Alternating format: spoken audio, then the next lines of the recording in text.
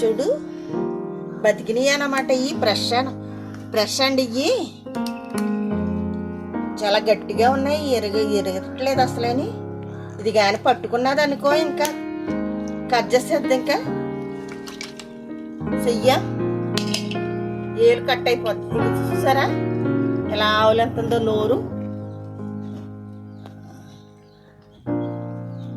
ఇదిగో అదిగో ఏలు పడ్డాదా అయిపోయామని.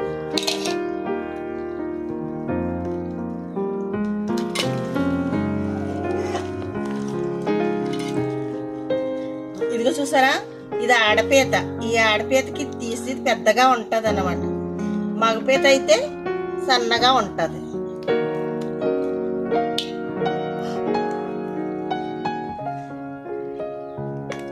బాబు చాలా గట్టిగా ఉంది.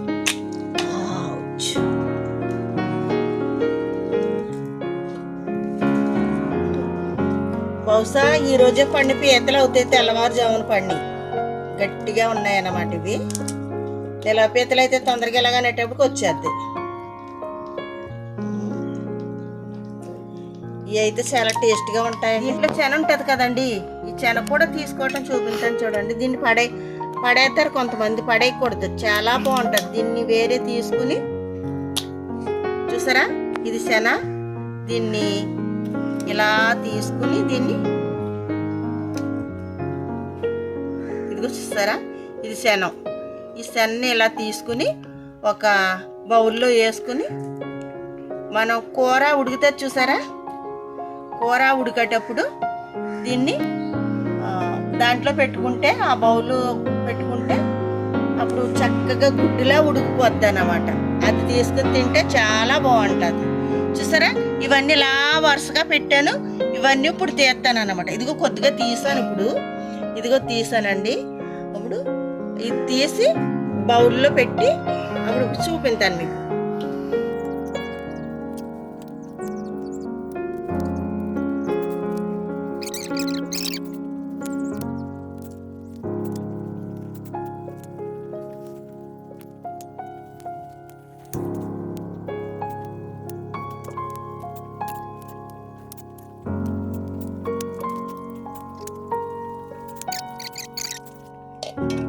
పీతలు కడుగుతున్నానండి.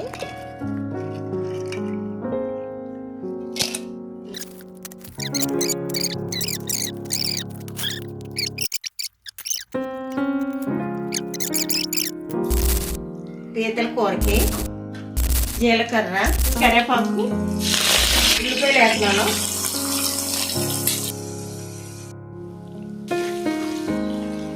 పీతలు ఇదిగో పీతలు వేసుకున్నాం.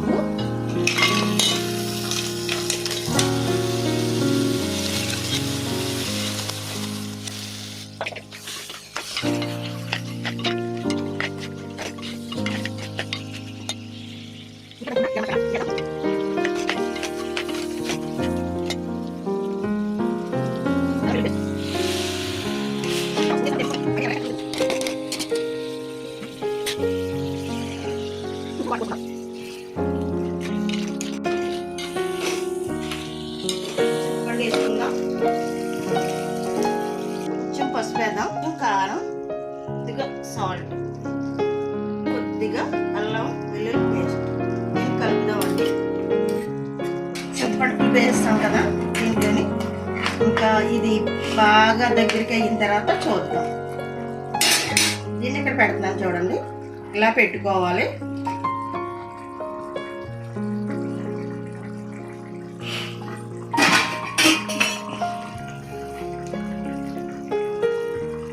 ఒక పావు గంట తర్వాత చూద్దామండి. రెడీ అయిపోయింది. అంతా వేస్తాం కదా. మూత పెట్టేస్తున్నాను.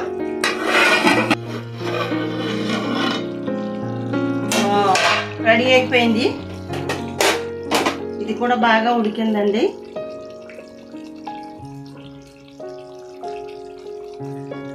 చూసారు కదా ఇదిగో జున్ను కూరలా ఉంటుంది. ఉడికిపోయింది. దీన్ని పక్కన పెడదాం.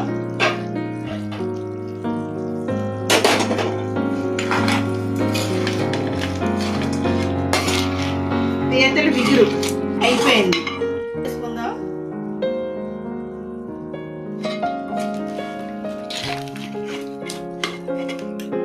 చూడండి, గ్రేవీ కూడా పీతను పట్టేసింది. చాలా బాగుంటుంది. మీరు కూడా ఇలా ట్రై చేయండి.